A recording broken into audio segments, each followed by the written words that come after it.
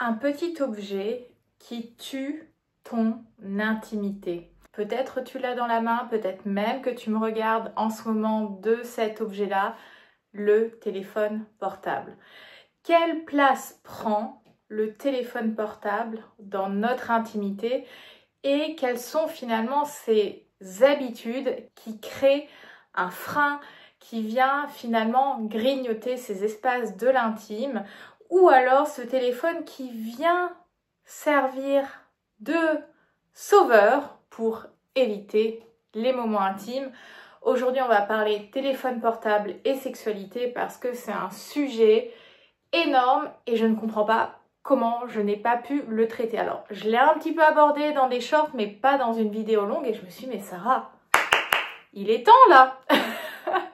Le téléphone portable, j'ai envie de dire que c'est le deuxième amant. C'est-à-dire que tu as ton partenaire et tu as ton téléphone portable. Tu as une relation avec ton téléphone portable et finalement, n'est-ce pas une sorte d'amant bis qui a tendance à te donner beaucoup plus de satisfaction que ton partenaire dans la vraie vie.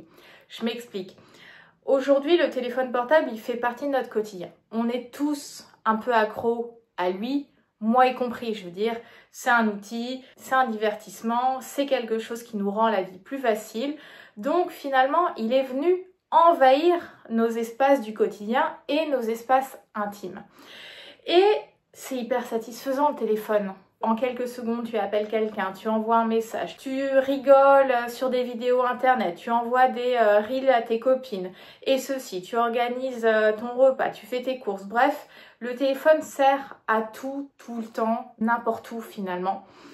Et malheureusement, ça peut venir créer énormément de distance, de déconnexion dans la vie intime. Le premier point que je souhaitais aborder, c'est le téléphone dans la chambre à coucher et plus particulièrement dans le lit. Fais-tu partie de ces personnes qui, quand elles se réveillent, tu prends ton téléphone, notamment parce que ton téléphone est ton réveil, et quand tu désactives ton alarme, tu commences à regarder tes notifications, scroller tes mails et même peut-être ça peut être cette activité que tu fais avec chérie où vous regardez ensemble Instagram, YouTube et finalement vous êtes dans votre chambre, dans votre lit, mais vous êtes devant votre ou vos téléphones. Alors à la rigueur, si vous partagez un téléphone et que vous êtes en train de rigoler à deux, bon, je dirais ça passe. Mais je pense que le niveau au-dessus, c'est chacun sur son téléphone, on ne se parle pas et chacun fait ses petites affaires. Donc le téléphone au lit, finalement, il s'invite comme cet amant bis, comme je te le disais, et il nous empêche de connecter l'un à l'autre parce que finalement, quand je suis sur mon téléphone, quel est le message que j'envoie à l'autre? Le téléphone est plus important que toi. C'est la même histoire quand tu as le téléphone sur la table du dîner et notamment au restaurant. Moi, quand je vois le nombre de tablés, que ce soit des couples ou des groupes d'amis, alors bon, groupe d'amis, on pourrait se dire, ils vont faire des photos de la soirée, etc.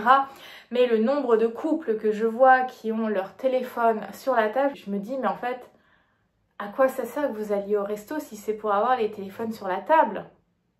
À quoi ça sert? Le téléphone est donc plus important que la personne en face. Il faut absolument que je le garde à proximité. Donc finalement, tous ces espaces qui nous permettaient de nous séduire, de connecter tactilement, etc.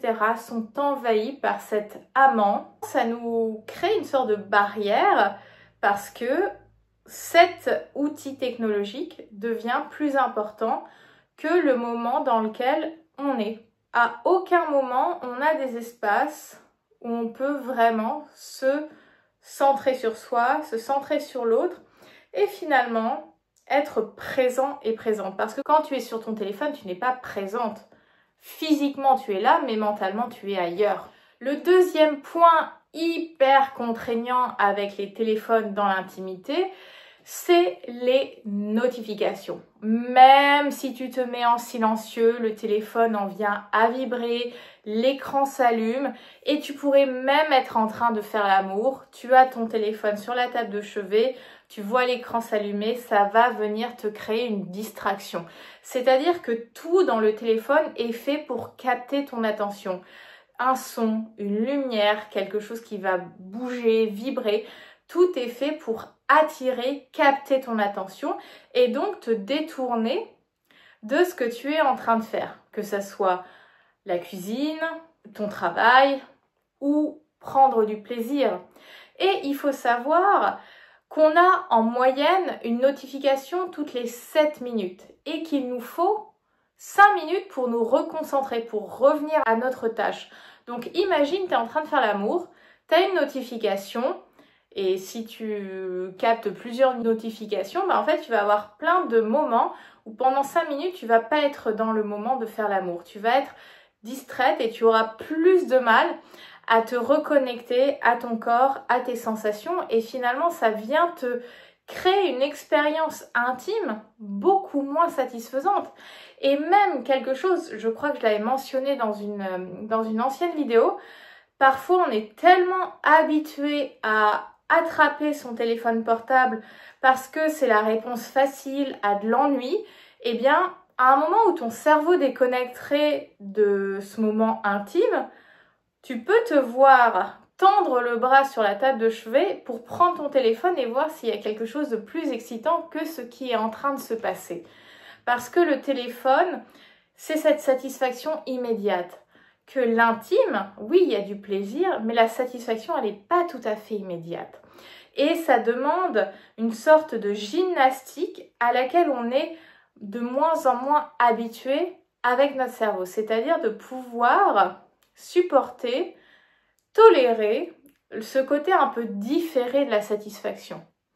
Et ça, c'est vraiment quelque chose qui vient entacher nos intimités. Ce que j'ai commencé à expliquer dans le premier point, le téléphone vient à nous rendre feignantes. C'est-à-dire que le téléphone me permet d'avoir une satisfaction immédiate.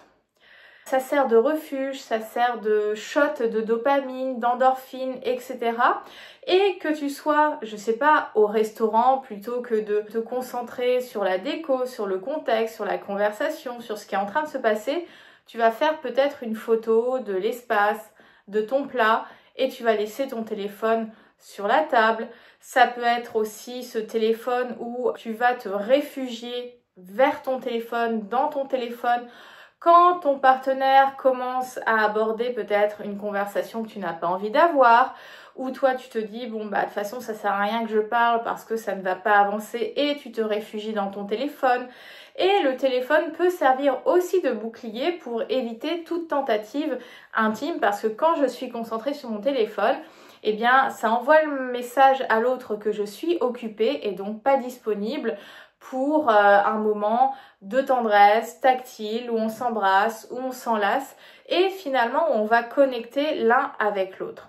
Donc le téléphone finalement ça crée de l'éloignement dans le couple. Autant c'est un outil qui est censé nous rapprocher dans nos relations, quelles qu'elles soient, mais le revers de la médaille c'est qu'il a tendance aussi à nous éloigner. Donc c'est pour ça que c'est important de questionner la place que va prendre le téléphone dans nos communications et nos non-communications.